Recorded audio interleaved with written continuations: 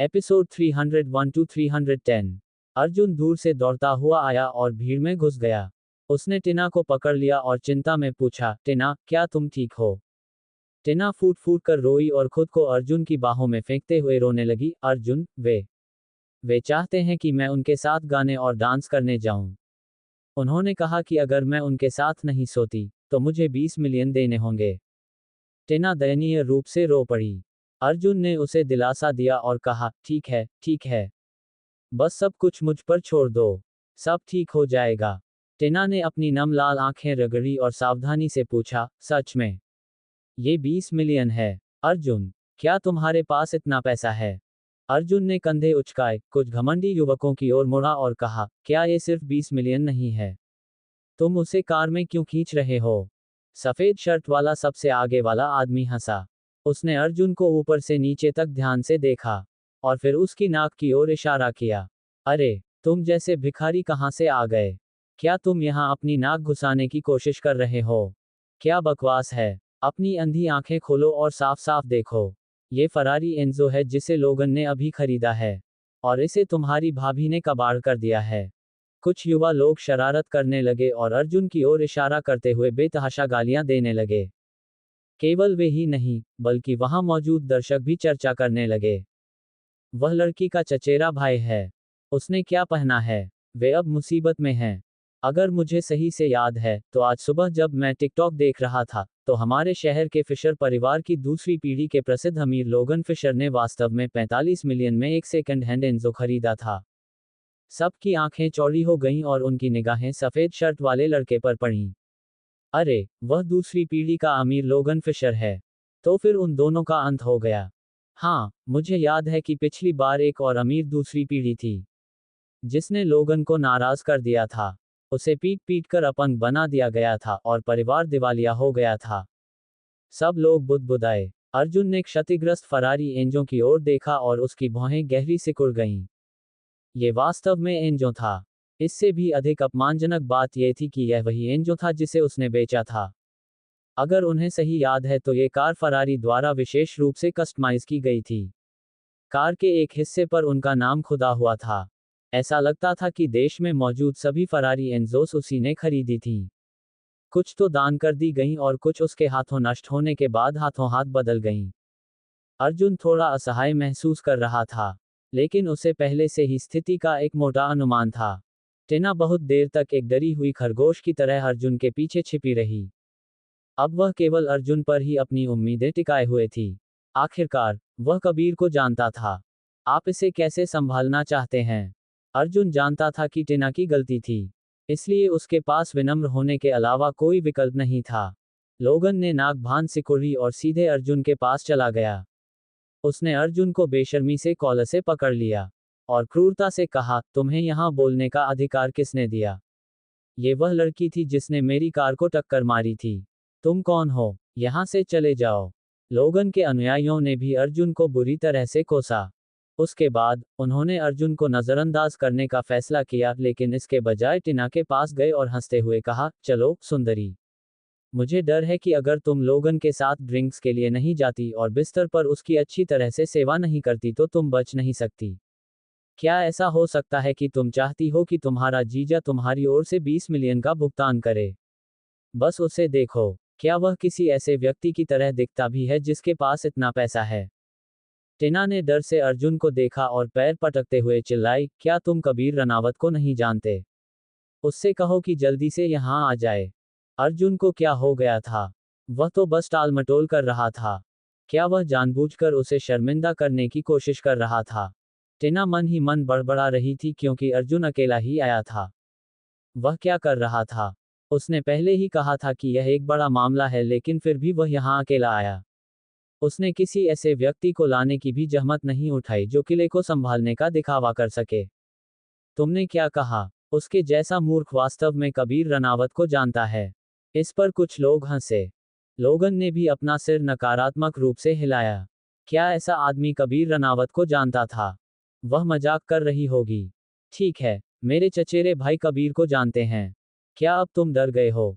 तो मुझे छोड़ दो। अगर तुम्हें पैसे चाहिए तो उससे कहो कि वह तुम्हें हर्जाना दे। ये कार वैसे भी मेरी नहीं है। उसने मुझे यह उधार दी थी। इस समय टिना को वास्तव में इस बात की कोई परवाह नहीं थी कि क्या होने वाला है। वह पहले से ही बुरी तरह डरी हुई थी। इसलिए उसने सारा दोष अर्जुन पर डाल दिया। यदि वे सचमुच उस 20 मिलियन के लिए उसके माता पिता की तलाश करते, तो उसे निश्चित रूप से पीट पीट कर मार डाला जाता। अर्जुन हैरान रह गया। उसे उम्मीद नहीं थी कि टिना उसके साथ धोखा करेगी। उसने अपना चेहरा दूसरी ओर मोड़ लिया था और उसे अनदेखा कर रही थी। तुरंत ही लोगन और उसके अनुयायी जोर जोर से हंसने लगे। भाई, क्या तुमने सुना? उस लड़की ने तुम्हें धोखा दिया। भाड़ में जाओ, ये तो हरी टोपी पहनने से भी बदतर है। वह दिन बचाने के लिए यहाँ आया था, लेकिन चचेरे भाई ने उसे एक झटके में छोड़ दिया। मैं तो बर्बाद हो जाऊंगा। दर्शकों की निराशा का सामना करते हुए अर्जुन केवल असहायता से अपना सिर हिला सका। शुरू में वह टिना की मदद करना चाहता था, लेकिन अब अर्जुन ने अपना मन बदल लिया था। एक तरफ खड़े होकर अर्जुन भी दर्शक बन गए। टिना अब चिंतित होने लगी। कमर हिलाते हुए वह अपनी लाल ऊंची एड़ी के जूते पर दौड़ती हुई आई और अप्रिय रूप से बोली, तुम क्या कर रहे हो? मैंने तुम्हें इस समस्या को हल करने में मदद करने के लिए बुलाया है। क्या तुम कबीर को नहीं जानते? जल्दी करो और उसे यहाँ बुलाओ। नहीं तो मैं अनिका को सब कुछ बता दूंगी। अर्जुन ने हार मान ली। टिना एक ऐसी बेवकूफ लड़की थी। अगर उसे पता था कि वह मदद करने के लिए यहाँ है, तो उसके प्रति उसका रवैया बेहतर क्यों नहीं था? माफ कीजिए, लेकिन मैं कबीर रनावत को नहीं जानता।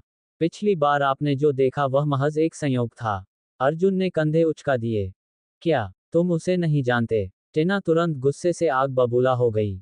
उसका मुंह खुला का खुला रह गया और उसकी आंखें उलझन से भरी हुई थीं। लेकिन उससे भी ज्यादा वह गुस्से में थी। क्या ऐसा हो सकता है कि अर्जुन ने उससे इतने लंबे समय तक झूठ बोला हो? वह कबीर को बिल्कुल नहीं जानता था। तो फिर यह फरारी कहाँ से आई? तुम मुझसे झूठ बोल रहे हो।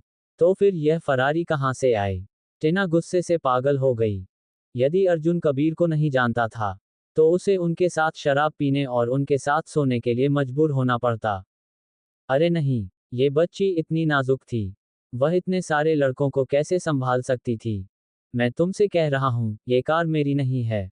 लेकिन तुम मेरी बात पर यकीन नहीं करते। अब तुम न केवल मुझसे 20 मिलियन का भुगतान करवाना चाहते हो, बल्कि तुम मुझसे कार की मरम्मत के लिए 1 मिलियन से ज्यादा का भुगतान भी करवाना चाहते हो। अर्जुन ने अपने हाथ आगे बढ़ाए और बेबसी से कहा। अब समय आ गया था कि उसकी वाइफ की चचेरी बहन को सबक सिखाया जाए।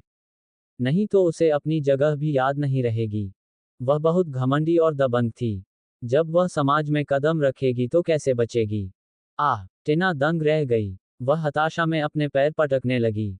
तुमने मुझे पहले क्यों नहीं बताया? मुझे क्या करना चाहिए? ये 20 मिलियन से ज्यादा है। टिना बहुत डर गई। वह सड़क पर बैठ गई और अपनी छवि की परवाह किए बिना रोने लगी। अर्जुन ने उसका इंतजार किया जब तक वह रोती रही और आहें भरती रही। फिर वह चलकर कुछ युवाओं से बातचीत करने वाला था। टिना अचानक उठ खड़ी हुई और भाग गई। भागते समय उसने चिल्लाते हुए कहा, यह उसकी कार है। जाओ और उससे पैसे मांगो। सभी लोग पूरी तरह से हैरान थे। एक सेकंड बाद टिना उनकी नजरों से ओझल हो गई। धत्तेरी की, क्या बकवास है? अर्जुन ने मन ही मन कोसा। फिर उसने देखा कि युवाओं का नेता लोगन फिशर अपनी मुठ्ठियां भींच रहा था। वह चेहरे पर द्वेष लिए उसकी ओर बढ़ रहा था। भाई, तुम्हारा चचेरा भाई चला गया है। क्या तुम 20 मिलियन का भुगतान करोगे? लोगन ने गुस्से से कहा। अर्जुन पीछे हट गया और डरते डरते मुस्कुराया। चलो इस बारे में समाज के सभ्य सदस्यों की तरह बात करते हैं। हिंसक होने की कोई जरूरत नहीं है। हम इस समस्या को तर्कसंगत तरीके से हल कर सकते हैं। भाड़ में जाए तुम्हारी तर्कसंगतता। भाड़ में जाए उसे, लड़कों। भाड़ में जाए। लोगन चिल्लाया और उसके कुछ आदमी अर्जुन की ओर दौड़े। 3 मिनट से भी कम समय में। आउच! भाई, मुझ पर नरमी बरतो, मैं गलत था। अर्जुन से हारने के बाद लोगन और उसके आदमी जमीन पर पड़े थे। अर्जुन ने लोगन की बांह पकड़ी और उसे जमीन पर दबा दिया। फिर उसने लोगन का फोन जेब से निकाला और उत्सुकता से पूछा, क्या चेस फिशर तुम्हारे पिता हैं? हाँ। अपने हाथ मुझसे हटाओ, घुटने टेको और मुझसे और मेरे लड़कों से माफी मांगो। अगर नहीं, तो मैं तुम्हें मार डालूंगा। लोगन गुस्से से चिल्लाया। उसका व्यवहार ठीक नहीं था। अर्जुन ने थोड़ा बल लगाया और लोगन चिल्लाया, आउच! भाई, धीरे करो। अर्जुन उस पर ध्यान नहीं देना चाहता था। उसने चेज का नंबर डायल किया और फोन के दूसरी तरफ से एक क्रोधित आवाज आई, तुम बेवकूफ बच्चे, क्या तुम फिर से मेरे लिए परेशानी खड़ी कर रहे हो? यह मैं हूं, अर्जुन कपूर, अर्जुन ने अजीब ढंग से कहा। Mister Kapoor. Dragonstone mountain race course में चेज तुरंत दूसरी मंजिल पर अपने कार्यालय में खड़ा हो गया। उसने उत्साह से कहा, मैं आपकी क्या मदद कर सकता हूं, मिस्टर कपूर? अब चेज को यकीन हो गया था कि अर्जुन वही विश्वस्तरीय रेसर था जो 7 साल पहले बिना किसी निशान के गायब हो गया था। वह पिछले कुछ दिनों से इधर उधर पूछताछ कर रहा था, लेकिन उसे केवल कुछ ही जानकारी मिली। ये रहस्यमय रेसर एक शक्तिशाली परिवार से था। इसके अलावा ये परिवार अद्भुत था। मैंने आपके बेटे की कार को टक्कर मार दी। क्या आप इस मामले को सुलझाने के लिए यहाँ आना चाहते हैं? अर्जुन ने कहा। ठीक है, मैं अभी आता हूँ। चेज ने जल्दी से फोन रख दिया और घटनास्थल पर पहुंच गया। उसी समय लॉन्गफोर्ड पार्क के प्रथम पैलेस में माया जी और बाकी 2 लोग अब आधे दिन से फर्स्ट पैलेस का चक्कर लगा रहे थे। वे पूरी यात्रा के दौरान हैरानी से हौंफ रहे थे और चीख रहे थे। वे देहाती लोगों की तरह थे जो पहली बार शहर में आए थे। यह एक हवेली थी जिसमें एक आंतरिक प्रांगण था, जिसे एक मानक प्राचीन रोम वास्तुकला शैली के अनुसार बनाया गया था। ये स्तंभों वाले एक पोर्टिको से घिरा हुआ था। ग्रीस से आए सफेद संगमरमर ने एक सुंदर प्रांगण बनाया। प्रांगण के बीच में एक कांस्य प्रतिमा के साथ एक छोटा सा फव्वारा था।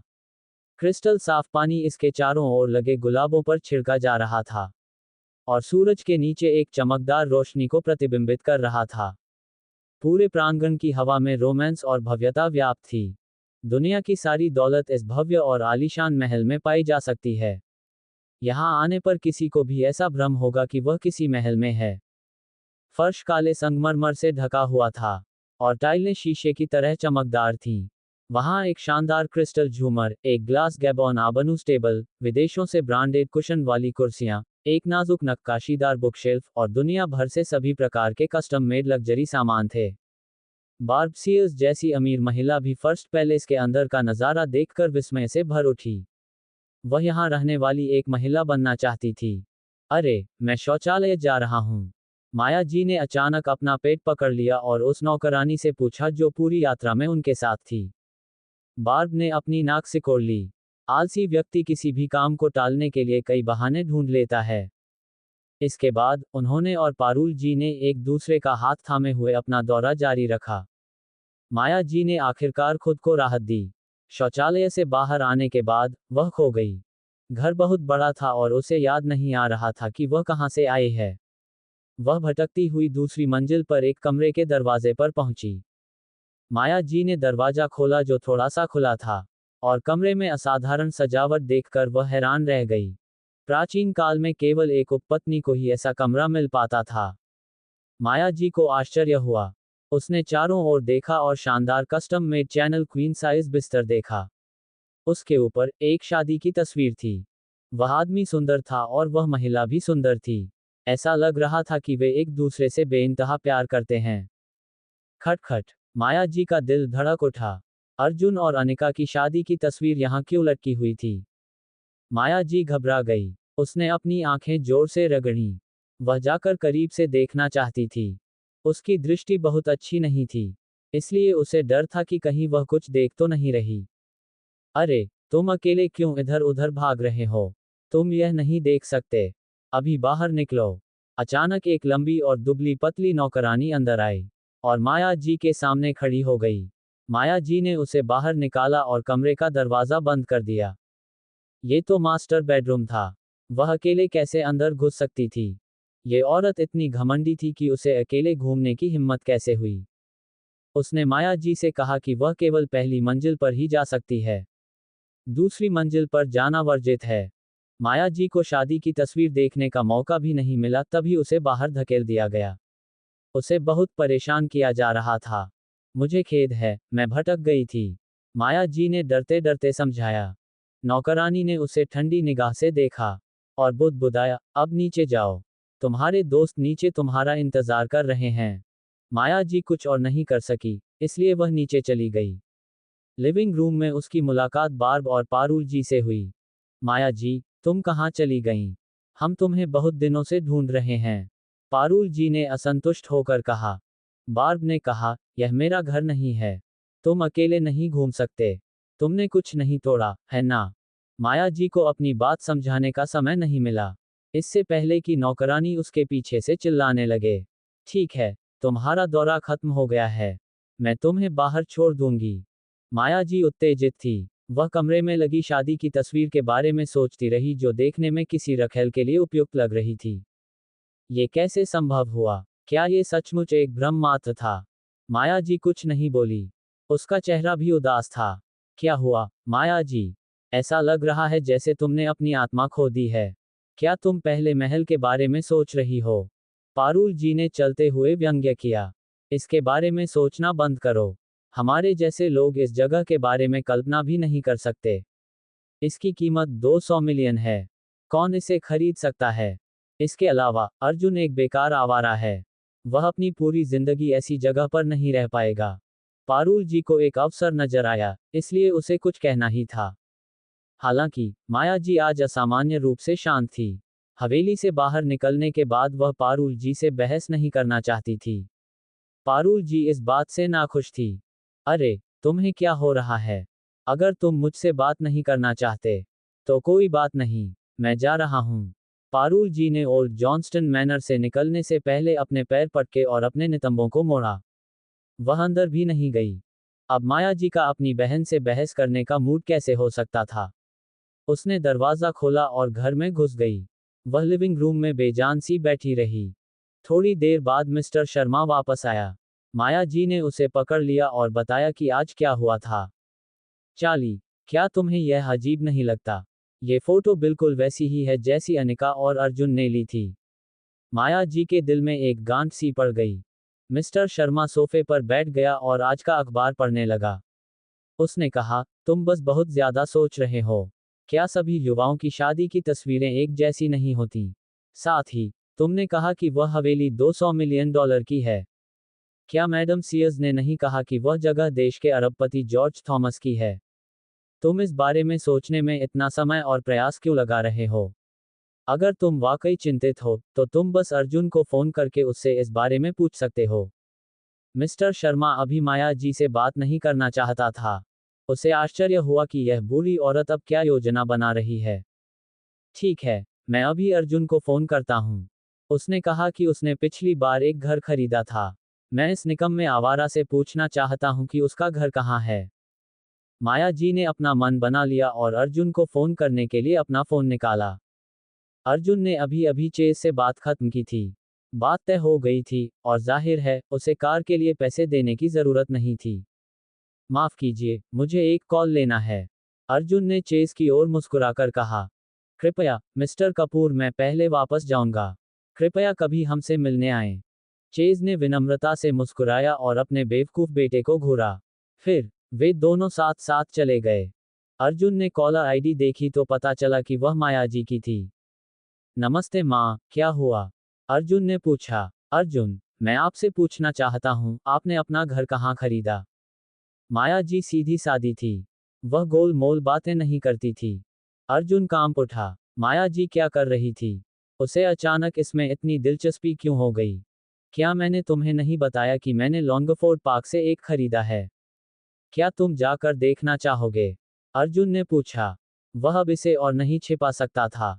इसके अलावा, अर्जुन ने भी ऐसा करने की योजना नहीं बनाई थी।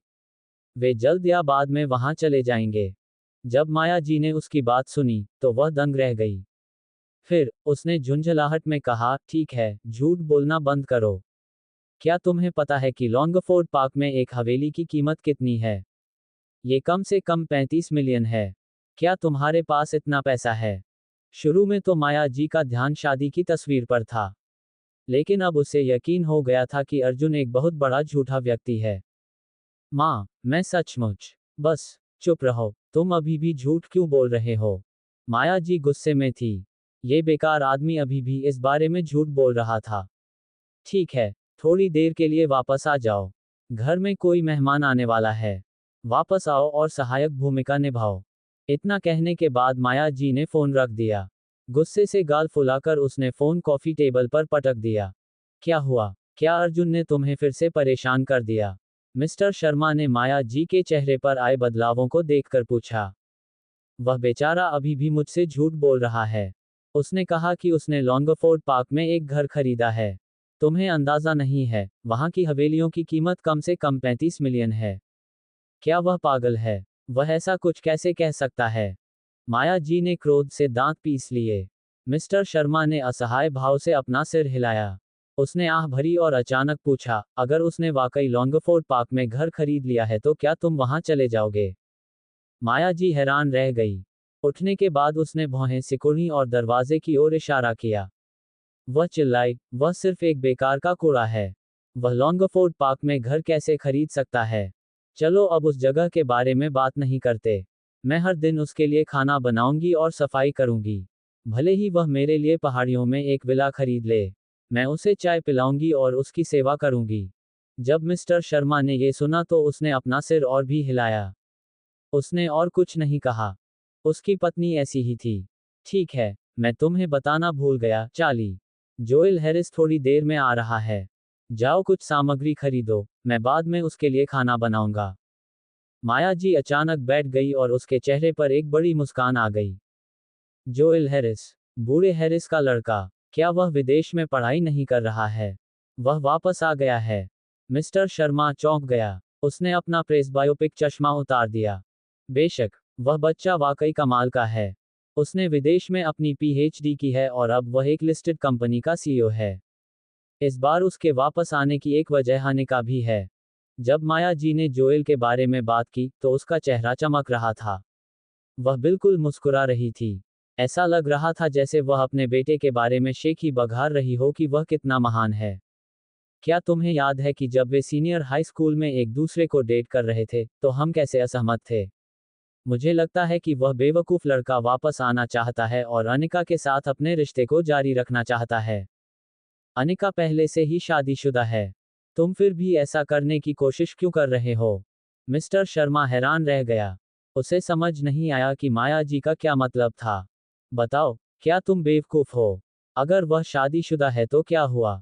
क्या वह घटिया अर्जुन जोएल से बेहतर है? इसके अलावा, तुम शादी के बाद तलाक ले सकते हो। जब तक जोएल के मन में विनी के लिए भावनाएं हैं, हम बस उसकी मदद करेंगे।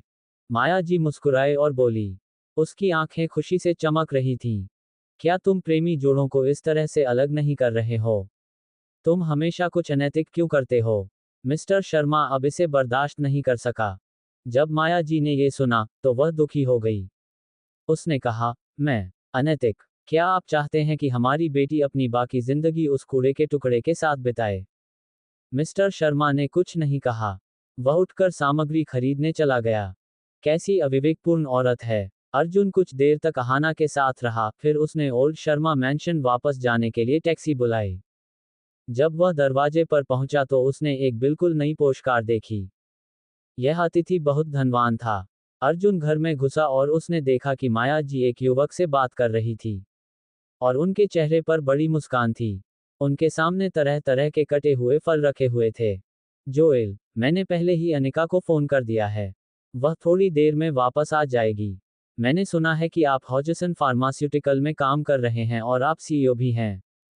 माया जी बहुत भावुक दिख रही थी। जोएल हैरिस सूचीबद्ध कंपनी हॉजसन फार्मास्यूटिकल के सीईओ थे। उन्होंने 6 साल तक विदेश में अध्ययन किया और हाल ही में देश लौटे थे। इसके अलावा, उनका परिवार अमीर था। वह हैरिस एंटरप्राइज के यंग मालिक थे। जब वे सीनियर हाई स्कूल में थे तब वे और अनिका गोल्डन कपल थे। कुछ समय तक उनका रोमांस चला, लेकिन अंत में उनका रिश्ता टूट गया। माया जी अभी भी इस बारे में सोच रही थी। वह तब अंधी थी, इसलिए वह उनके रिश्ते के लिए राजी नहीं हुई। उसी समय अर्जुन वापस आया। आंटी माया जी, ये कौन है? जोएल चौंक गया जब उसने एक आदमी को दरवाजे से अंदर आते देखा। माया जी ने अर्जुन को गुस्से से घूरा और विषय बदल दिया। कोई बात नहीं, बस उसे अनदेखा करो। चलो तुम्हारे बारे में बात करते हैं। अंकल चार्ली कुछ सामग्री खरीदने गए हैं। वह थोड़ी देर में वापस आ जाएंगे। तुम्हें बस रात के खाने के लिए रुकना चाहिए। हमने तुम्हें इतने लंबे समय से नहीं देखा है। अनिका ने तुम्हें बहुत याद किया होगा। अनिका, उसे याद करते हो? अर्जुन को अजीब लगा। वह दरवाजे पर खड़ा था और समझ नहीं पा रहा था कि क्या कहे। वह समझ गया कि उसकी सास जानबूझकर उसकी पहचान छिपा रही थी। अर्जुन ने कुछ नहीं कहा। जब वह बेडरूम में जाने वाला था तो माया जी ने उसे डांटा, तुम वहां क्यों खड़े हो? जल्दी से जोएल के लिए एक गिलास पानी ले आओ। अर्जुन ने घुरघुराहट के साथ जवाब दिया और पानी का एक नया गिलास भरकर विनम्रतापूर्वक जोएल को दे दिया। जोएल ने भी विनम्रता से गिलास स्वीकार किया और उसका धन्यवाद किया। फिर उसने उत्सुकता से पूछा, आंटी माया जी, क्या आपने कोई पुरुष गृहस्वामी रखा है? धत्तेरी की! अर्जुन क्रोधित हो गया। माया जी ने हंसते हुए कहा, और कुछ नहीं बताया। अगर उसे पता होता कि ऐसा होगा तो वह अर्जुन को वापस आने के लिए नहीं कहती।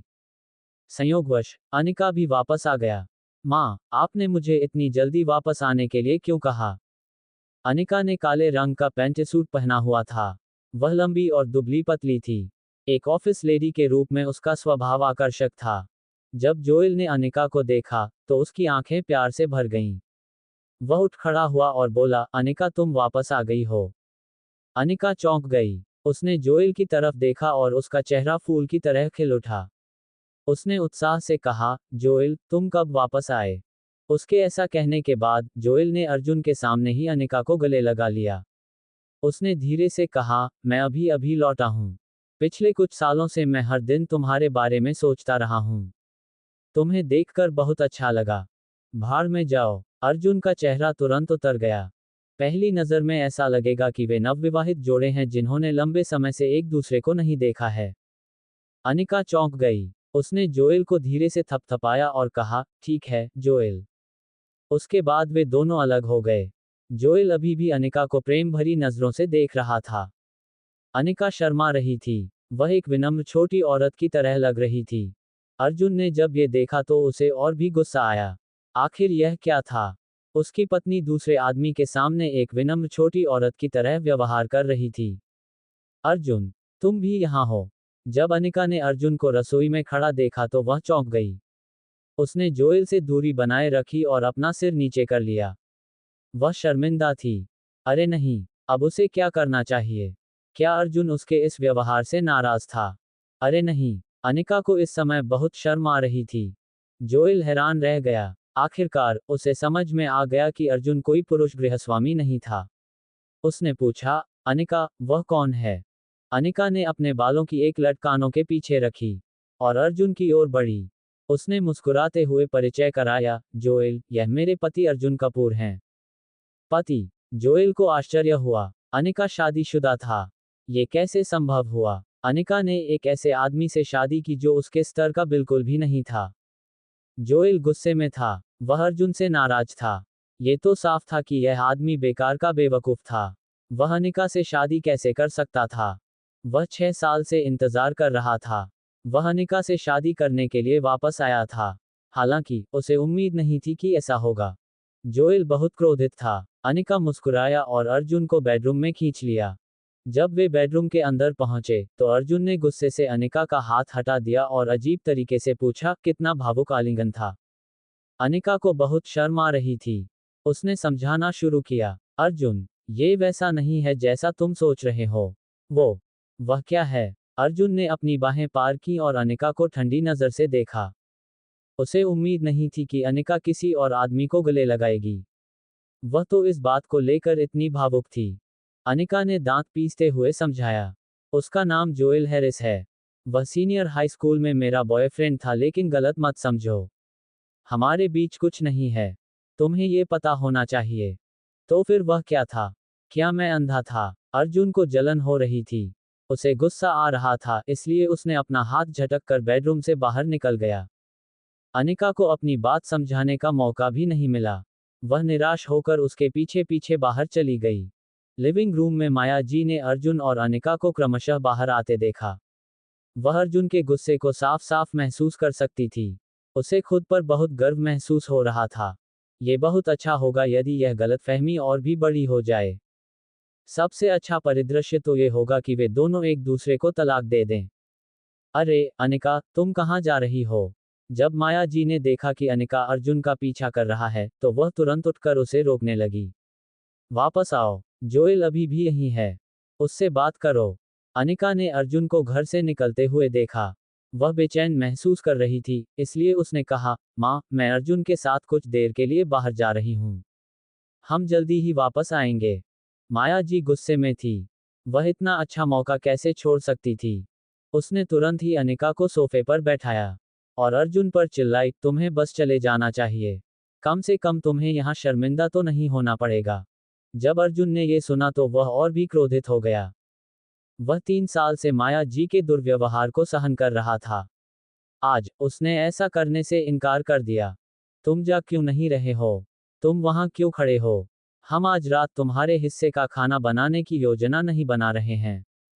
जब माया जी ने देखा कि अर्जुन अपनी बात पर अड़ा हुआ है, तो वह भड़क उठी। उसका चेहरा दुखी लग रहा था।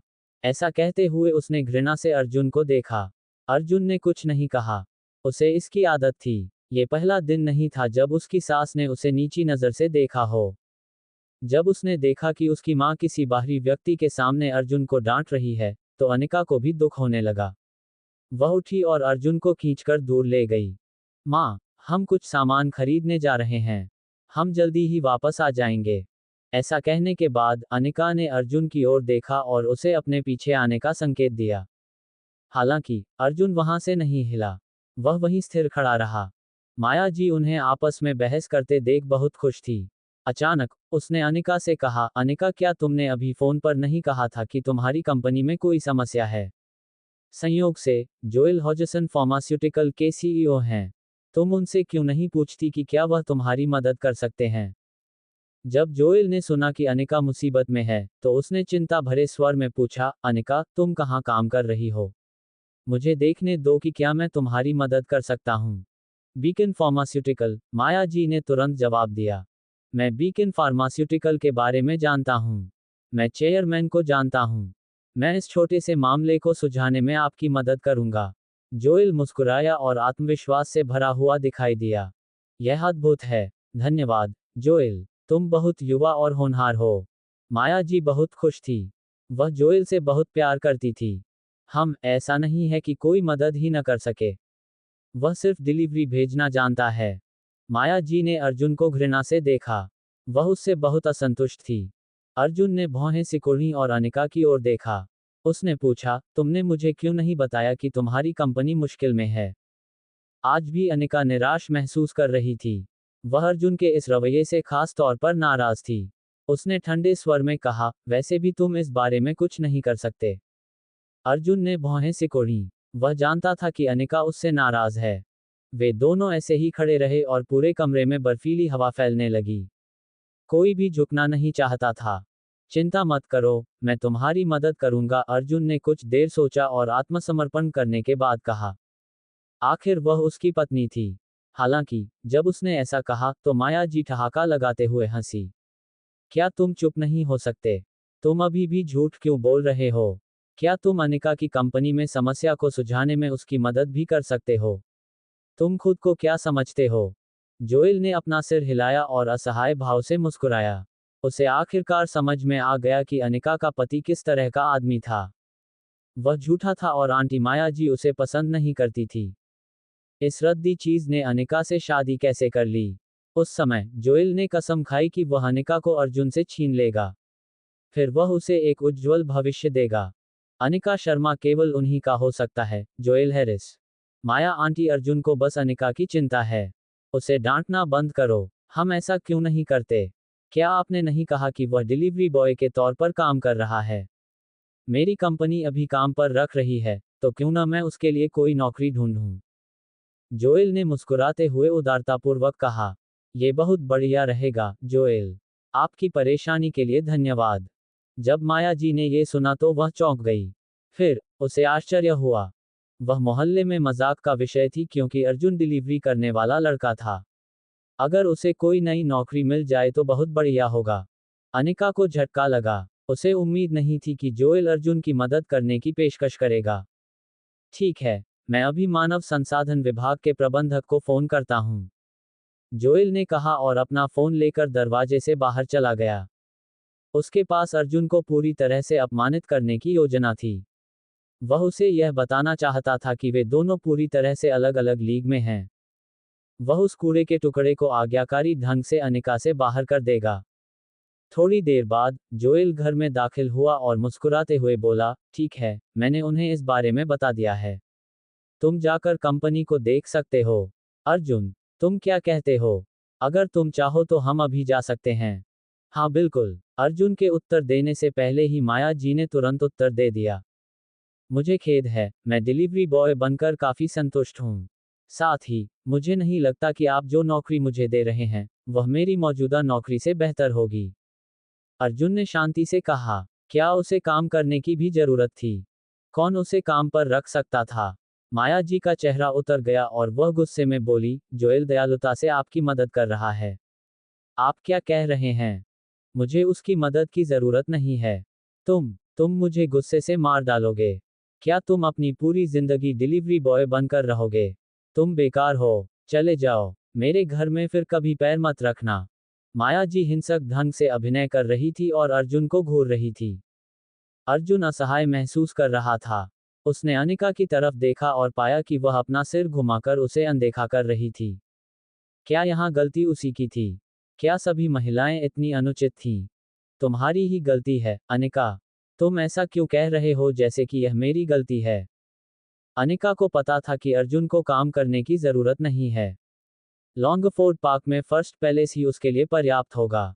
हालांकि माया जी को यह नहीं पता था। उसने आदेश दिया, अर्जुन, अगर तुम अभी बाहर नहीं निकलते तो तुम अनिका को तलाक दे सकते हो। इतना कहने के बाद माया जी अपनी दोनों बाहें मोड़कर सोफे पर बैठ गई। कमरे का माहौल दमघोंटू था। जोएल कुछ भी कहना नहीं चाहता था। वह माया जी के सामने तिरछे बैठा और अपनी चाय की चुस्की लेता रहा। वह बहुत शांत था। अनिका, हमने 6 सालों में एक दूसरे को नहीं देखा है और तुम खुद को एक बेकार चीज पा चुकी हो। अनिका, तुम बदल गए हो। तुम उसके जैसे घटिया आदमी से शादी कैसे कर सकते हो? वह गर्व कहाँ है जो पहले तुम में था? अनिका ने भौहें सिकोड़ी। उसे यह पसंद नहीं आया जब कोई उसके सामने अर्जुन को डांट रहा था। उसने अर्जुन की ओर देखा और उसे सलाह दी, जाओ, इसे बस मेरी माँ के मन को शांत करने का एक तरीका समझो। अर्जुन खुद को असहाय महसूस कर रहा था। उसने माया जी की तरफ देखा और अपने सारे पत्ते दिखाने का फैसला किया। उसने कहा, माँ, अगर मैं आपको बता दूं कि मैंने उस डिलीवरी कंपनी को $10 मिलियन से ज्यादा में खरीद लिया है तो क्या होगा? लिविंग रूम में सन्नाटा छा गया। जोएल सबसे पहले हंसने लगा। उसने असहायता से अपना सिर हिलाया। अब वह अनिका के पति को और भी नीची निगाह से देख रहा था। कितना हास्यास्पद है। इस निकम्मे ने 10 करोड़ रुपए में एक कंपनी खरीद ली थी। यदि ऐसा होता, तो आंटी माया जी के घमंडी रवैये और उग्र स्वभाव के कारण वह उसके साथ ऐसे व्यवहार करती जैसे वह उनका अपना बेटा हो। माया जी हैरान रह गई। उसका चेहरा तुरंत उतर गया। उसने मेज पर रखी एक किताब उठाई और उसे उस पर फेंक दिया। उसने दरवाजे की ओर इशारा किया और चिल्लाई, बाहर निकलो। तुम शर्मनाक चीज हो। तुम कभी कुछ ठीक से नहीं करते और सिर्फ झूठ बोलना जानते हो। क्या तुम्हें खुद पर शर्म नहीं आती? मुझे तुम्हारे लिए शर्म आती है, भले ही तुम्हें शर्म ना आए। अर्जुन अब और कुछ नहीं बताना चाहता था। उसकी सास कभी उस पर विश्वास नहीं करेगी। माया जी ने जोएल को दरवाजे से बाहर खींच लिया और जोर देकर कहा कि वह अर्जुन को साक्षात्कार के लिए ले जाए। कोई विकल्प न होने पर वे चारों जोएल की पोश कार में बैठे और हॉजसन फार्मास्यूटिकल की ओर चल पड़े। जोएल, आपकी कार बहुत महंगी होगी, है ना? माया जी कार में चढ़ गई और खुशी खुशी यात्री सीट पर बैठ गई। वह लग्जरी कार के आराम का आनंद लेते हुए सीट को एडजस्ट करती रही। ये महंगा नहीं है। इसकी कीमत सिर्फ $10 लाख से थोड़ी ज्यादा है। अगर आपको ये पसंद है, तो मैं इसे आपको दे दूंगा। मेरे घर में कोएनिग्सेग और लैम्बोर्गिनी दोनों ही कारें हैं। जोएल ने मुस्कुराते हुए कहा, वह अनजाने में अपनी संपत्ति का खुलासा कर रहा था। जब माया जी ने ये सुना तो वह खिले हुए फूल की तरह मुस्कुराने लगी। जोएल बहुत अमीर था। उसके पास 3 लग्जरी कारें और एक हवेली भी थी। नहीं, माया जी को अपनी सांसें भारी होती हुई महसूस हो रही थीं। यह अद्भुत आदमी उसका दामाद बनना चाहिए। उस घटिया इंसान अर्जुन की तुलना जोएल से भी नहीं की जा सकती थी। जोएल, क्या तुम सचमुच मुझे कार दे रहे हो? माया जी बहुत उत्साहित थी। उसकी बड़ी बहन की बेटी सामंथा भी एक कार चलाती थी जिसकी कीमत 10 लाख से ज्यादा थी। वह इतनी घमंडी थी कि उसका नितंब भी आसमान की ओर उठा हुआ था। जोएल, मेरी माँ की बात मत सुनो। अनिका ने उसे पीछे की सीट से याद दिलाया। उसकी माँ वाकई कुछ और ही थी। वह बहुत मोटी चमड़ी वाली थी। जोएल ने मुस्कुराते हुए कहा, ये कुछ भी नहीं है। ये 10 लाख से थोड़ा ज्यादा है। मैं आज जल्दी से बाहर आया हूँ। अगर मुझे पता होता, तो मैं दूसरी कार चलाता। वह ज्यादा आरामदायक है। ठीक है, अर्जुन, क्या आपके पास कोई कार है? अचानक, जोएल ने विषय बदल दिया और झूठी मुस्कान के साथ पूछा। कार के अंदर तुरंत ही अजीब सा महसूस हुआ। माया जी अर्जुन को कार से बाहर धकेलना चाहती थी। अर्जुन मुस्कुराए और बोले, हाँ, मैं इसे चलाता हूँ, लेकिन मैं इसे अक्सर नहीं चलाता। ओह, मुझे नहीं लगता था कि तुम कार खरीद पाओगे। क्या तुमने इसके लिए अनिका से लोन लिया था? जोएल ने मुस्कुराते हुए कहा। उसका चेहरा व्यंग्य से भरा हुआ था। अनिका और माया जी अर्जुन को घूरते रहे। तुम्हारे पास कार है? कब? मुझे इसके बारे में क्यों नहीं पता? माया जी सबसे पहले चिल्लाई। ऐसा लगा जैसे उसने कोई बहुत बड़ी खबर सुन ली हो। उसके ऐसा कहने के बाद कार के अंदर का माहौल और भी अजीब हो गया। जोएल ने अपना सिर हिलाया और कहा, आप नहीं जानती, माया आंटी, क्या आपकी कार अभी भी कार डीलरशिप पर है? वह स्पष्टतः झूठ बोल रहा था। जब माया जी ने ये सुना, तो वह तुरंत समझ गई। दुखी होते हुए उसने अर्जुन को घूर कर देखा। अर्जुन झूठ बोलने का आदी था। उसके साथ एक ही कार में होना बहुत शर्म की बात थी। अर्जुन ने और कुछ नहीं बताना चाहा। अनिका ने उसकी कमर पर चुटकी काटी और धीरे से पूछा, क्या तुमने वाकई इसे खरीदा है? अर्जुन ने सिर हिलाया और कुछ नहीं बोला। ये तो बस एक कार थी। उसे इससे कोई खास परेशानी नहीं थी। उनके परिवार के पास जितनी लग्जरी कारें थीं, उनकी पार्किंग के लिए एक पूरा पहाड़ ही पर्याप्त था। जोएल हल्के से हंसा। उसने वीन के पति के सामने अपनी दौलत का प्रदर्शन करके अपनी गरिमा बनाए रखी थी। थोड़ी देर बाद कार हॉजसन फार्मास्यूटिकल के सामने रुकी। यह एक अंतर्राष्ट्रीय इमारत थी। ये हॉजसन फार्मास्यूटिकल का मुख्यालय था। यह एक सूचीबद्ध कंपनी थी जिसमें 1000 से अधिक कर्मचारी थे। ये कहा जा सकता है कि हॉजसन फार्मास्यूटिकल, हटन फार्मास्यूटिकल फैक्ट्री के अलावा दूसरी सबसे बड़ी फार्मास्यूटिकल कंपनी थी। अब, हॉजसन फार्मास्यूटिकल फल फूल रहा था, क्योंकि हटन फार्मास्यूटिकल दिवालिया हो गया था। जब अर्जुन और बाकी लोग बिल्डिंग में गए, तो एक खूबसूरत महिला उनके पास आई, जिसका शरीर आकर्षक था। जब उसने अर्जुन को देखा, तो उसका चेहरा पीला पड़ गया। उसके पास जोएल और उसके साथियों का अभिवादन करने का भी समय नहीं था। वह बस जल्दी से चेयरमैन के ऑफिस की ओर भागी। सर, वह यहाँ है। आपने जिस व्यक्ति के बारे में पूछने को कहा था, वह नीचे है। आकर्षक शरीर वाली यह खूबसूरत महिला हॉजसन फार्मास्यूटिकल के चेयरमैन वर्नन पेन की निजी सहायक थी। उसका नाम एलिजा गोमेज था। वास्तव में, वर्नन आश्चर्यचकित और स्तब्ध रह गया। वह तुरंत खड़ा हो गया। पिछले कुछ दिनों से हटन फार्मास्यूटिकल के संकट के बारे में चर्चा हो रही थी। उन्होंने इसकी जांच के लिए कुछ लोगों को नियुक्त किया और आखिरकार उन्हें उस दिन क्या हुआ, इसके बारे में कुछ जानकारी मिल गई। उसने वह फोटो खरीदने के लिए बहुत पैसा खर्च किया। फोटो में दिख रहा ये युवक वही था जिसने हटन फार्मास्यूटिकल फैक्ट्री को दिवालिया बना दिया और लोगन्स परिवार का पतन कर दिया। जब वर्नन को सच्चाई का पता चला तो वह बहुत हैरान हुआ। उसे इस शक्तिशाली व्यक्ति को अवश्य जानना चाहिए। यदि वह एक दवा फैक्ट्री को नष्ट कर सकता है, तो वह दूसरी को भी नष्ट कर सकता है। वर्नोन अपने भविष्य को लेकर डरा हुआ था। कहाँ है वह? मुझे लगता है कि मिस्टर हैरिस उन्हें मानव संसाधन विभाग में लाए थे। जल्दी करो, मेरे साथ आओ। वर्नन को इसका महत्व पता था। वे दोनों मानव संसाधन विभाग की ओर भागे। वापस मानव संसाधन प्रबंधक के कार्यालय में। बोरिस, मेरी मदद करो। यह मेरी माया आंटी का दामाद है। वह देखना चाहता है कि हमारी कंपनी में कोई रिक्तियां हैं या नहीं। कृपया उसके लिए कुछ व्यवस्था करो। जोएल चाय का प्याला लेकर सोफे पर बैठा था। नुकीले चेहरे और फूले गालों वाला एक आदमी उसके सामने सम्मानपूर्वक खड़ा था। वह मानव संसाधन विभाग के प्रबंधक, बोरिस बाउर थे। बोरिस जोएल का बहुत सम्मान करता था। कंपनी ने उसे अपना सीईओ बनाने के लिए बहुत पैसा खर्च किया। साथ ही, वह हैरिस एंटरप्राइज का यंग मालिक भी था। वह उसे नाराज नहीं कर सकता था। वह बस इंतजार कर सकता था। उसे आदरपूर्वक, मिस्टर हैरिस, आप उसे कौन सा पद देने की योजना बना रहे हैं? बोरिस ने विनम्र मुस्कान के साथ पूछा। कंपनी को क्या चाहिए? हम पूरी क्षमता पर हैं। अगर हमें किसी को काम पर रखना है तो हमें अभी भी एक सुरक्षा गार्ड की जरूरत है। हालांकि एक सुरक्षा गार्ड को धूप और बारिश का सामना करना पड़ेगा। इसके अलावा वे किसी के भी काम आ सकते हैं। क्या वह ऐसा कर सकता है? बोरिस ने मुस्कुराते हुए पूछा। यहाँ आने से पहले जोएल ने बोरिस को मैसेज किया था। उसने उससे कहा था कि इस घटिया अर्जुन को बेइज्जत करो। हालांकि इस निकम्मे की पत्नी बहुत हॉट थी। वह एक असाधारण सुंदरता थी।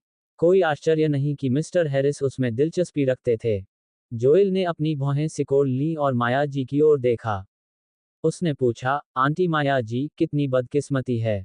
हमें सिर्फ एक चौकीदार चाहिए, नहीं, मेरा मतलब है एक सुरक्षा गार्ड। उसके बारे में क्या? अगर यह ठीक है, तो मैं अर्जुन को इस पद के लिए 7,000 रुपये का वेतन दूंगा। जोएल ने जानबूझकर गलती की और कमरे का माहौल तुरंत बदल गया। 7,000 रुपये, ये बहुत था। माया जी को आश्चर्य हुआ। वैसे भी वह दरवाजे पर नजर रखने वाली नहीं थी। यह अर्जुन था। उन्होंने उसे देखा और गुस्से से कहा, तुम क्या देख रहे हो? जल्दी करो और जोएल को धन्यवाद दो। क्या लॉग है? अनिका ने भौहें सिकोड़ी। ये पहली बार था जब उसे लगा कि जोएल वह व्यक्ति नहीं था जिसे वह जानती थी। वह बदल गया था। वह पाखंडी हो गया था। वह स्पष्ट रूप से अर्जुन को निशाना बना रहा था। वह उसे अपमानित करना चाहता था। कोई जरूरत नहीं। अर्जुन, चलो वापस चलते हैं। अनिका गुस्से में थी। वह अर्जुन की बांह पकड़कर वहां से निकल जाना चाहती थी। क्यों? दरवाजे पर नजर रखना हर रोज सामान भेजने से कहीं बेहतर है ना? माया जी क्रोधित हो गई। उसने अधीरता से अर्जुन को देखा। अर्जुन गुस्से में था। उसने ठंडे स्वर में कहा, माया जी, अगर तुम इतनी बुरी तरह से चाहती हो तो तुम्हें पहरेदार बनना चाहिए।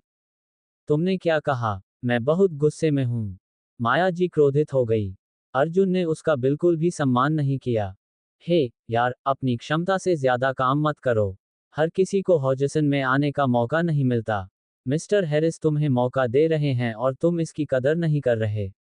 अपने आप को देखो। तुम एक बेकार आदमी हो जो अपनी औरत पर निर्भर है ना? फिर भी इतना दिखावा करने की तुम्हारी हिम्मत कैसे हुई? बोरिस उसका मजाक उड़ा रहा था। यहां तक कि उसकी नाक के बाल भी नाटकीय हो रहे थे। जोएल ने उसकी ओर देखा और कहा, अर्जुन, मैं कुछ नहीं कहना चाहता, लेकिन तुम्हें एक निकम्मे इंसान के रूप में कुछ आत्म साक्षात्कार होना चाहिए। तुम सिर्फ अपनी औरत पर निर्भर रहना जानते हो। क्या तुम्हें नहीं लगता कि तुम अपनी ही तरह के लोगों को शर्मिंदा कर रहे हो? आप बिल्कुल सही कह रहे हैं, मिस्टर हैरिस। एक निकम्मे व्यक्ति को आत्म साक्षात्कार तो होना ही चाहिए। अगर मैं आपको 7,500 रुपये वेतन दूं तो कैसा रहेगा? आप कल से काम शुरू कर सकते हैं। मैं ये सब हैरिस की खातिर कर रहा हूं, आप क्या कहते हैं? बोरिस ने अर्जुन को तिरस्कार से देखा।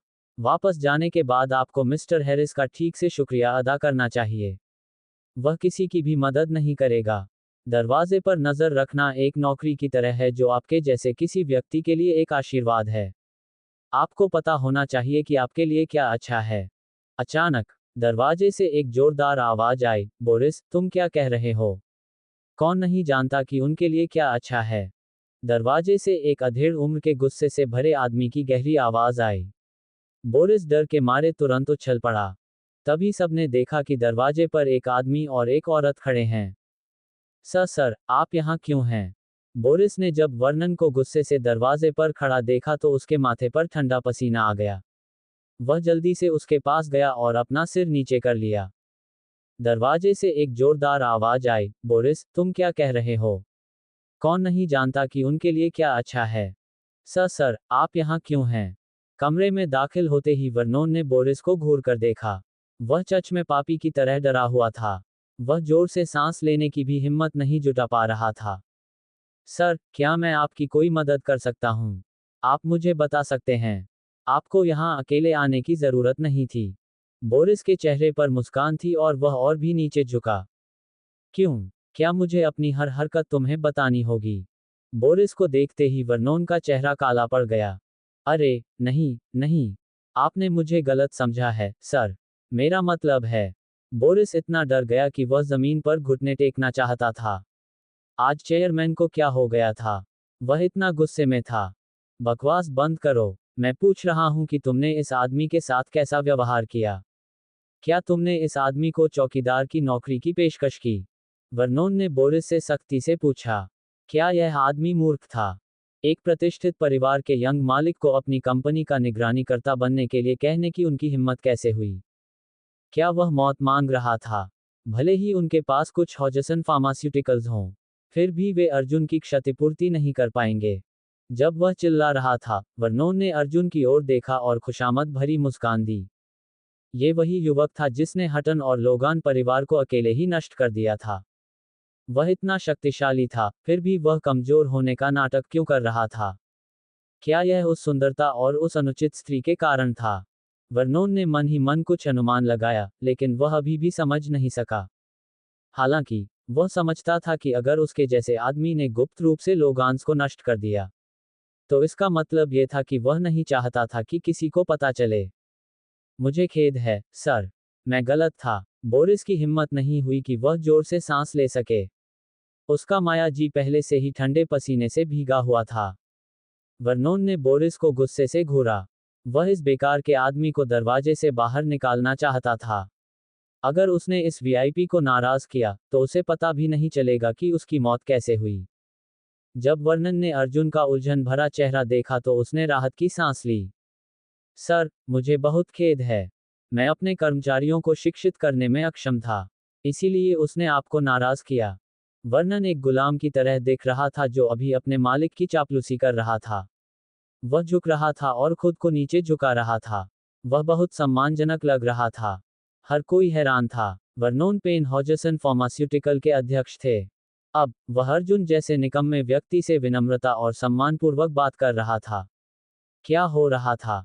माया जी की आंखें बड़ी हो गई थीं। वह बहुत उलझन में थी।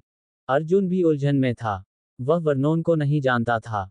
जब उसने अर्जुन को भौहें सिकोड़ते देखा, तो वर्नोन का दिल बैठ गया।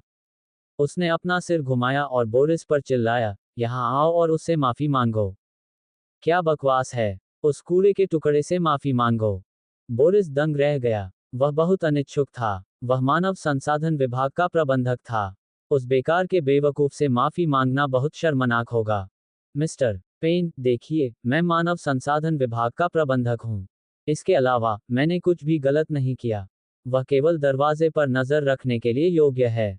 बोरिस ने दांत पीसते हुए समझाया। थप्पड़। वर्नोन ने गुस्से में बोरिस के चेहरे पर तमाचा जड़ दिया। इस तमाचे की वजह से उस मूर्ख की आंखें बड़ी हो गईं। वह कुछ और कहने की हिम्मत नहीं जुटा पाया। क्या तुम माफी नहीं मांगोगे? ठीक है, तुम्हें नौकरी से निकाल दिया गया। वर्नोन गुस्से से लाल हो गया। क्या बोरिस इतना मूर्ख था? क्या उसे किसी के चेहरे के भाव पढ़ना नहीं आता था? इस बार बोरिस ने पूरी तरह से आत्मसमर्पण कर दिया। वह अर्जुन के पास गया और माफी मांगने से पहले झुक गया। मुझे माफ करें, मिस्टर कपूर। मैं गलत था। मुझे आपको अपमानित नहीं करना चाहिए था। अर्जुन बोरिस की तरफ देखना भी नहीं चाहता था। वह जानता था कि यह आदमी जोएल के साथ मिलीभगत कर रहा है। बोरिस सिर्फ एक मानव ढाल था। हालांकि अब वह वर्णन के बारे में जानने के लिए उत्सुक था। यह आदमी शायद पहले से ही कुछ जानता होगा। वर्णन ने देखा कि अर्जुन उसकी ओर देख रहा है, और उसका दिल बैठ गया। वह तुरंत घबरा गया। इसका अर्थ क्या है? वह माफी स्वीकार नहीं करेगा। ठीक है, बोरिस बाउर, तुम्हें नौकरी से निकाल दिया गया है। अब से तुम हॉजसन फार्मास्यूटिकल में मानव संसाधन विभाग के प्रबंधक नहीं रहोगे। चले जाओ। वर्नोन ने ठंडे स्वर में कहा। उसने हाथ हिलाकर बोरिस से कहा कि वह अपना सामान पैक करके जा सकता है। बोरिस घबरा गया। वह जोर से फर्श पर घुटनों के बल बैठ गया और वर्नोन की पैंट पकड़ ली। उसने विनती की, मिस्टर पेन, मैं गलत था। कृपया मुझे माफ कर दें। हालांकि वर्नोन ने बोरिस को ठंडे अंदाज में देखा। उसने जल्दी से सुरक्षाकर्मियों से उसे बाहर खींचने के लिए कहा। बोरिस रो रहा था। वह जोएल से बहुत नफरत करता था। आखिर उसने किसका अपमान किया था? वह तो बस बलि का बकरा था। इधर जोएल ने भौहें सिकोड़ी। उसने अर्जुन को सिर से पैर तक देखा। यह आदमी उतना सीधा साधा नहीं था जितना दिखता था। हालांकि वह ये नहीं बता सका कि अर्जुन में ऐसा क्या अलग था। क्या वह कल्पना कर रहा था? मिस्टर कपूर, क्या आप मेरे फैसले से खुश हैं? वर्णन ने चेहरे पर आकर्षक भोली मुस्कान के साथ पूछा। ये ठीक है, अर्जुन ने कहा और सिर हिलाया। वर्नोन ने राहत की सांस ली। उसने भौहें सिकोड़ी और जोएल की तरफ देखा। फिर उसने अर्जुन से कहा, मिस्टर कपूर अगर आप फ्री हों तो क्या हम वहां बात कर सकते हैं। अर्जुन ने ज्यादा कुछ नहीं सोचा और वह वर्नोन के पीछे एक और चला गया। नमस्ते मिस्टर कपूर, यह मेरा नाम कार्ड है। मैंने हटन फार्मास्यूटिकल के बारे में कुछ बातें सुनी हैं। वर्नोन ने स्पष्ट रूप से कहा। उसने छिपने की योजना नहीं बनाई थी। जब अर्जुन ने ये सुना तो उसे आखिरकार सब समझ में आ गया। उसने सिर हिलाया और पूछा, तुम मुझसे क्या चाहते हो। वर्नन उत्साह में लगभग चीख पड़ा। उसने कहा, आप मुझे गलत समझ रहे हैं मिस्टर कपूर। मैं बस आपको जानना चाहता हूं। अर्जुन मुस्कुराया और बोला, ठीक है, मैं तुम्हारा नाम कार्ड ले लूंगा। जब मुझे किसी चीज की जरूरत होगी तो मैं तुम्हें ढूंढ लूंगा। बेशक, अगर कुछ भी हो तो तुम भी मुझे ढूंढ सकती हो। तुम इतने भी बुरे नहीं हो। जब उसने अर्जुन को अपनी तारीफ करते सुना तो वर्नन को लगा जैसे उसने अभी अभी एक चम्मच शहद खाया हो। उसने सिर हिलाया और सिर झुकाया। थोड़ी देर बाद उनका समूह हॉजसन टॉवर से चला गया। उनके बाहर निकलने के बाद अनिका ने अर्जुन को पकड़ लिया और उत्सुकता से पूछा, क्या आप हॉजसन के चेयरमैन को जानते हैं। अर्जुन ने अपना सिर हिलाया और कहा, नहीं। अनिका कुछ और पूछना चाहती थी लेकिन माया जी अधीरता से उनसे आग्रह करने लगी। तुम क्या कर रहे हो। कार में बैठो। अनिका ने और कोई प्रश्न पूछना बंद कर दिया और कार में बैठ गया। जब अर्जुन अंदर जाने वाला था तो जोएल ने अर्जुन की ओर इशारा किया। फिर अर्जुन ने अनिका से कहा, अनिका कृपया मेरा इंतजार करो। मैं थोड़ी देर के लिए सिगरेट पीने जा रहा हूँ। अनिका ने सिर हिलाया। माया जी ने गुस्से से कहा, अगर तुम धूम्रपान से मर जाओ तो ये सबसे अच्छा होगा। अर्जुन ने कुछ नहीं कहा। वह जोएल के पीछे पीछे पास के एक छोटे से बगीचे में चला गया। जोएल अभी भी अनिका के सामने विनम्र होने का दिखावा कर रहा था। हालांकि जब उनके आसपास कोई नहीं था तो उसका चेहरा उतर गया और उसने अर्जुन से रूखेपन से कहा, अर्जुन, मुझे उम्मीद है कि तुम अनिका को छोड़ दोगे। यह मेरी तुम्हें सलाह है। अर्जुन ने भौहें सिकोड़ी। फिर वह खुद को रोक नहीं सका और जोर से हंस पड़ा। जोएल, तुम कौन होते हो मुझसे ये कहने वाले। अनिका मेरी पत्नी है। तो क्या। मैं तुम्हें ईमानदारी से बता रहा हूं, मैं अनिका से प्यार करता हूं। मैं अनिका को विदेश ले जाने के लिए वापस आया हूं। तुम उसके साथ इसलिए हो क्योंकि तुम उस चीज के लिए तरस रहे हो जिसके तुम लायक नहीं हो, जोएल ने धीरे से कहा। अर्जुन ने अपने हाथ जेब में डाले और ठंडे स्वर में कहा, अनिका ने मुझसे कहा था कि यह सब अतीत की बात है। तुम अभी भी इसे भूलना नहीं चाहते। एक आदमी को अधिक उदार होना चाहिए। और हम सभी को आगे की ओर देखना चाहिए। ओह, मैं तुम्हें भी याद दिला दूं। मेरा विरोध मत करो, वरना तुम एक भयानक मौत मरोगे। जोएल ने व्यंग्यात्मक ढंग से हंसते हुए कहा, तुम बहुत आत्मविश्वासी हो। मुझे आश्चर्य है कि कैसे अनिका को तुम जैसे निकम्मे आदमी से प्यार हो गया। हालांकि मैं तुम्हें चेतावनी देना चाहता हूं कि तुम्हें अनिका को छोड़ देना चाहिए। तुम उसे कुछ नहीं दे सकते। केवल मैं, जोएल हैरिस, उसे वह सब दे सकता हूं जो वह चाहती है। उसे कुछ चाहिए। अर्जुन हैरान था। जोएल ने सिर हिलाया। कुछ भी। लग्जरी कारें, हवेली, पैसा, ब्रांडेड बैग और घड़ियां। साथ ही एक उज्जवल भविष्य। क्या आप उसे इनमें से कुछ भी दे सकते हैं। ये कहते हुए उसने अपना हाथ ऊपर उठाया। उसकी कलाई पर कार्टियर की नवीनतम घड़ी थी। इसकी कीमत $40 मिलियन से भी ज्यादा थी। फिर जोएल ने कहा, तुम उसके लिए उपयुक्त नहीं हो। केवल मेरे जैसे धन और संपर्क वाला व्यक्ति ही उसे उज्जवल भविष्य दे सकता है। क्या तुम समझती हो। हाँ। अर्जुन ने सिर हिलाया, फिर मुस्कुराया। हालांकि मुझे खेद है, मैं ऐसा नहीं कर सकता। जो आपके लिए अच्छा है उसे नजरअंदाज मत करो। जोएल क्रोधित हो गया। वह उससे अच्छी तरह बात कर रहा था। क्या उसे मानवीय भाषा समझ में नहीं आई। हालांकि अर्जुन ने उसकी ओर ध्यान नहीं दिया। वह पलटा और चला गया। जोएल ने दांत पीसते हुए कहा, ठीक है, मेरे पास तुम्हारे साथ खेलने के लिए पूरा समय है। जब वे घर पहुंचे तो अनिका अपने शयन कक्ष में वापस चली गई। माया जी ने लिविंग रूम में अर्जुन को बहुत डांटा। फिर वह पलटी और अपने बेडरूम में लौट गई। अर्जुन चुपचाप कमरे में गया और दरवाजा खोला। जब उसने देखा कि अनिका बिस्तर पर करवट लेकर लेटी हुई है तो उसने पूछा, क्या हुआ। अनिका ने धीरे से कहा, सब ठीक है। मैं बस थोड़ा थका हुआ हूं। अर्जुन का दिल टूट गया था। वह उसके पास गया और उसकी ऊंची एड़ी के जूते उतारने में उसकी मदद की। उसने धीरे से कहा, अनिका, मैं अभी गलत था। मुझे तुम्हारे प्रति अपना आपा नहीं खोना चाहिए था। मुझे तुम पर विश्वास करना चाहिए था। इससे पहले कि वह अपनी बात पूरी कर पाता, अनिका सीधी बैठ गई और उसने अर्जुन को कसकर पकड़ लिया। वह रो पड़ी, अर्जुन, मैं तुमसे प्यार करती हूँ। सच में, कृपया ऐसा दोबारा मत करना, ठीक है? मेरे और जोएल के बीच कुछ भी नहीं है। अर्जुन के चेहरे पर मुस्कान थी। उसने धीरे से अनिका को गले लगाया और कहा, ठीक है, मैं वादा करता हूँ। वे दोनों कुछ देर तक एक दूसरे को पकड़े रहे और एक दूसरे को देखकर मुस्कुराए। अर्जुन ने अनिका की नाक को छुआ और उसका चेहरा पोंछा। अचानक, उसने पूछा, ठीक है, आपकी कंपनी में क्या चल रहा है? मैं देखूंगा कि क्या मैं मदद कर सकता हूँ। अनिका ने आह भरी। जब उसने कहा, आप शायद मेरी मदद न कर पाएं, तो वह चिंतित दिख रही थी। टना के साथ हमारा सहयोग शुरू हो गया है, लेकिन शहर की कोई भी दवा फैक्ट्री हमारे साथ काम नहीं करना चाहती। मैं बहुत निराश हूँ। मुझे नहीं पता क्यों, लेकिन हमारे सभी पुराने क्लाइंट ने हमारे साथ काम करना बंद कर दिया है। अब हमारे पास बहुत सारे ऑर्डर हैं, लेकिन हमने लगभग 200 मिलियन का नुकसान उठाया है। अनिका चिंतित दिख रहा था। क्या तुम्हें पैसे चाहिए? अर्जुन ने पूछा। अनिका ने सिर हिलाया और फिर सिर हिलाया। उसने कहा, हमें जुर्माना भरना होगा, और ये लगभग 600 मिलियन है। हमारे पास टन की शाखा के साथ सहयोग की कोई रूपरेखा नहीं थी, और मिस्टर हॉल बहुत चिंतित हैं। अर्जुन ने भौहें सिकोड़ी। 600 मिलियन कोई छोटी रकम नहीं थी। चिंता मत करो अनिका, मैं तुम्हारी मदद करूंगा। अर्जुन ने अनिका का हाथ पकड़ लिया और शांति से कहा। वास्तव में, अनिका की आंखों में आंसू भर आए। वह उत्साहित और आशावान थी। हालांकि, उसने इस बारे में सोचने के बाद कहा, ठीक है, धन्यवाद अर्जुन। मुझे पता है कि तुम मेरे बारे में चिंतित हो। हालांकि, तुम इस बारे में कुछ नहीं कर सकते। अनिका कड़वी मुस्कान के साथ बोला।